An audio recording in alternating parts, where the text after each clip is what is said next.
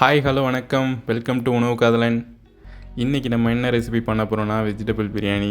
நம்ம இன்னும் பிரியாணியோட ரெசிபியை இன்னும் ஸ்டார்ட் பண்ணாமல் இருக்கோமா, அதனால தான் வெஜிடபிள்லேருந்து ஆரம்பிக்கலாம் அப்படின்னு. அதுக்கான இன்க்ரீடியன்ஸ்லாம் கொடுத்து நோட் பண்ணிங்க.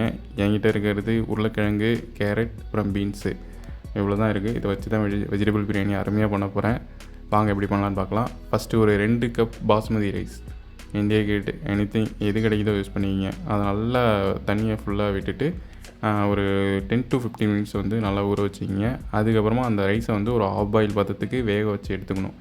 அதில் லைட்டாக அந்த பட்டை, கிராம்பு, இந்த மாதிரி மசாலா ஐட்டம்ஸ் எதாவது இருந்ததுன்னா போட்டிங்கன்னா கொஞ்சம் நல்லா வாசனையாக இருக்கும். அதுக்காக தான் நான் அந்த பட்டையும் இலையும் போட்டிருக்கேன்.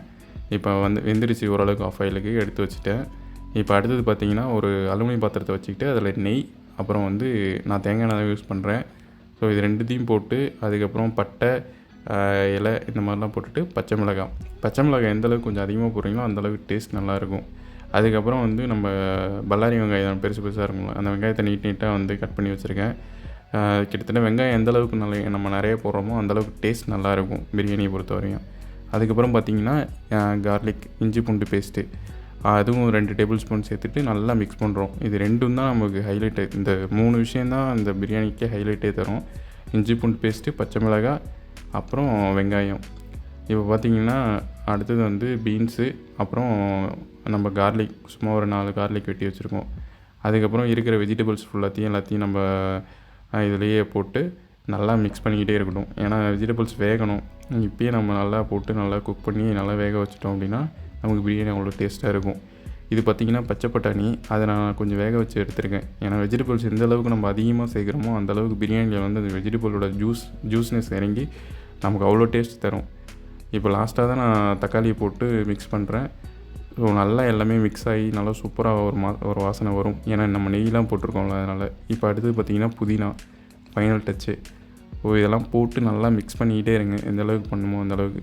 கொஞ்சம் மசாலா வந்து நம்ம கரம் மசாலா ஒரு 1.5 டேபிள் ஸ்பூன், ஒரு 1.5 டேபிள் ஸ்பூன் வந்து மல்லித்தூள், இவ்வளோ தான் மசாலாவே இதில் சேர்க்க போகிறோம். இப்போ பார்த்திங்கன்னா நல்லா மிக்ஸ் பண்ணி வச்சு நல்லா அந்த காய்கறியும் நல்லா வெந்து வந்திருக்கு. அதுக்கப்புறம் ஒரு புளிப்பு சுவைக்கு வந்து நம்ம தயிர் சேர்த்துக்கிறோம். பிரியாணினாலே இந்த தயிர் சேர்த்துக்கிட்டிங்கனாலும் அந்த ஹைலைட்டான டேஸ்ட்டை நமக்கு கொண்டு வந்து தரும்.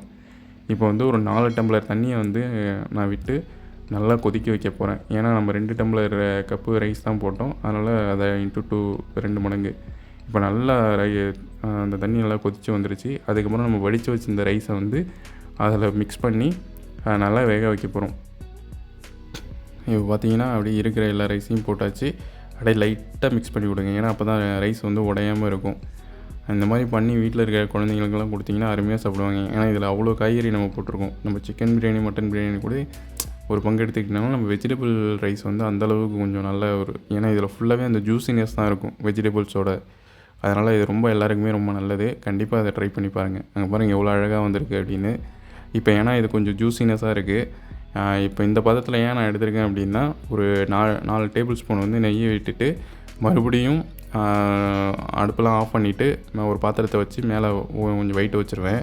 வச்சோன்னே என்ன ஆகும்னா அந்த தம்முலேயே வந்து அந்த பிரியாணி மறுபடியும் நல்லா நீட்டாக ரைஸ் நல்லா வெந்து வரும். இப்போ பார்த்திங்கன்னா தம் வச்சுட்டேன்.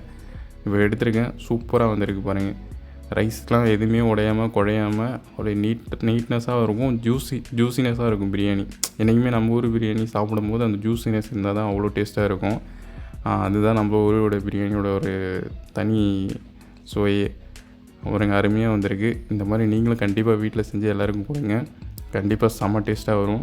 இந்த வீடியோ உங்களுக்கு பிடிச்சிருந்ததுன்னா உணவுக்காரன் சேனலுக்கு லைக் பண்ணுங்கள், ஷேர் பண்ணுங்கள், மறக்காமல் கமெண்ட் பண்ணுங்கள். அப்படியே சப்ஸ்கிரைப் பண்ணிவிட்டு பெல் பட்டனையும் ப்ரெஸ் பண்ணுங்கள். தேங்க்ஸ் ஃபார் வாட்சிங் உணவு காதலன். இன்னொரு அருமையான வீடியோ உங்களுக்கு சீக்கிரம் சந்திக்கிறேன். எல்லோரும் வேக்சின் போட்டுட்டு சேஃபாக இருங்க.